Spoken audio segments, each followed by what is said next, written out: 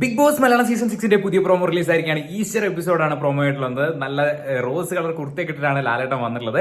So എന്തായാലും ഇന്നത്തെ episode ഒരു പൊരിച്ചടുക്കിയ എപ്പിസോഡാണ്. എപ്പിസോഡ് റിവ്യൂ എന്തായാലും നമുക്ക് വീഡിയോ ആയിട്ട് ചെയ്യണം എന്ന് ആഗ്രഹിക്കുന്നു.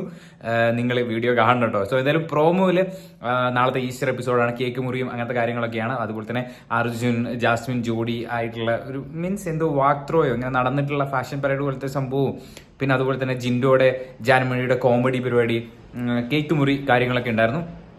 വൈൽഡ് കാർഡ് ഉള്ളതായിട്ടൊന്നും പ്രോമോയിൽ കാണിച്ചിട്ടില്ല.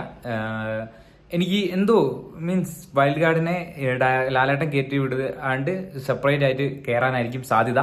അങ്ങനെ തന്നെയായിരിക്കും സിജോയും ബിഗ് ബോസ് ഹൗസിലേക്ക് കയറാന്നാണ് എനിക്ക് തോന്നുന്നത്.